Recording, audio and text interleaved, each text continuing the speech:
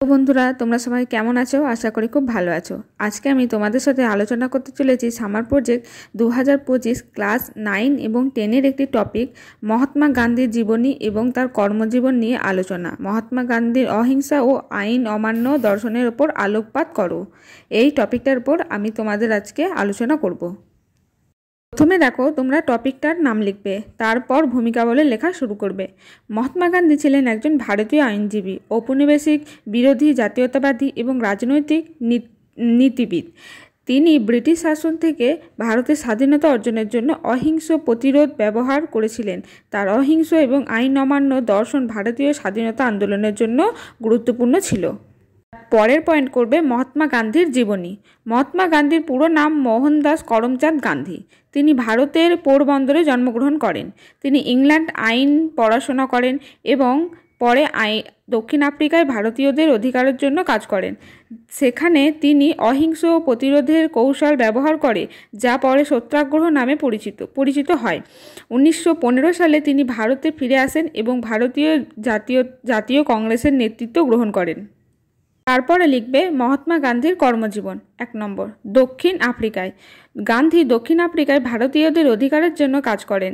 সেখানে তিনি ভারতীয়দের ওপর বর্ণ বৈষম্য এবং অন্যান্য অন্যায়ের বিরুদ্ধে অহিংসভাবে প্রতিরোধ গড়ে তোলেন। 2, ভারতে। তিনি ভারতে ফিরে এসে ভারতীয় জাতীয় কংগ্রেসের নেতৃত্ব গ্রহণ করেন। তিনি অসহযোগ আন্দোলন এবং আইন অমান্য আন্দোলনের মতো বিভিন্ন আন্দোলনের মাধ্যমে ব্রিটিশ শাসনের বিরুদ্ধে অহিংস প্রতিরোধ গড়ে তোলেন। পরে লিখবে ভারতের স্বাধীনতা। মহাত্মা গান্ধীর নেতৃত্ব ও অহিংস প্রতিরোধের ফলে ভারত স্বাধীনতা লাভ করে। অন্যান্য কাজ। গান্ধী শুধু রাজনৈতিক আন্দোলনের সঙ্গে জড়িত ছিল না, তিনি সামাজিক সংস্কারের জন্য কাজ করেছেন। তিনি জাতিভেদ, দারিদ্র্য এবং অন্যান্য সামাজিক অন্যায়ের বিরুদ্ধে সংগ্রাম করেছেন। তারপরে পয়েন্ট করবে মহাত্মা গান্ধীর অহিংসা ও আইন অমান্য আন্দোলনের দর্শন দিয়ে লিখবে একটু।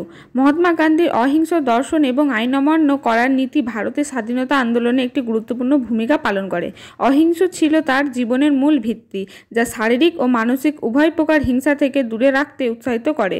তিনি বিশ্বাস করতেন যে অন্যায় ও অবিচারের বিরুদ্ধে লড়াই করার জন্য অহিংস প্রতিরোধ সবচেয়ে শক্তিশালী অস্ত্র।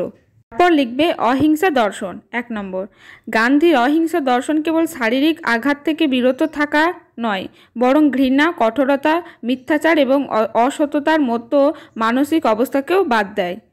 2, তিনি মনে করতেন অহিংসা একটি শক্তিশালী অস্ত্র, যা দুর্বল নয় বরং সবার জন্য ব্যবহার করা যেতে পারে। 3, অহিংসার মাধ্যমে তিনি সত্য ও ভালোবাসার উপর জোর দিয়েছিলেন, যা যে কোনো অন্যায়ের বিরুদ্ধে লড়াই করার জন্য প্রেরণাও যোগায়।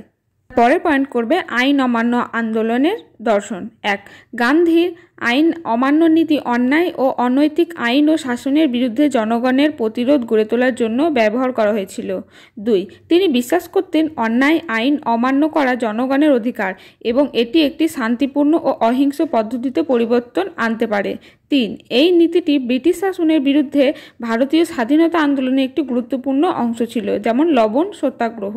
লবণ সত্যাগ্রহে গান্ধীজি প্রতীকীভাবে ব্রিটিশ সরকারের লবণ আইনের বিরুদ্ধে সমুদ্রের জল থেকে লবণ তৈরি করে আইন অমান্য করেছিলেন, যা দেশ জুড়ে ব্যাপক আন্দোলন তৈরি করে। তারপর লিখবে উপসংহার। মহাত্মা গান্ধী ছিলেন একজন প্রভাবশালী রাজনৈতিক নেতা, যিনি অহিংসা ও আইন অমান্য দর্শনের মাধ্যমে ভারতীয় স্বাধীনতা আন্দোলনকে নেতৃত্ব দিয়েছিলেন। তার আদর্শ ও কর্মজীবন আজও বিশ্বজুড়ে মানুষের অধিকার ও শান্তির জন্য লড়াই করার ক্ষেত্রে অনুপ্রেরণা যোগায়। পুরোটা লিখলে তোমাদের হয়ে যাবে সামার প্রজেক্ট মহাত্মা গান্ধীর জীবনী এবং তার কর্মজীবন নিয়ে আলোচনা করো। মহাত্মা গান্ধীর অহিংস ও আইন অমান্য দর্শনের ওপর আলোকপাত করো।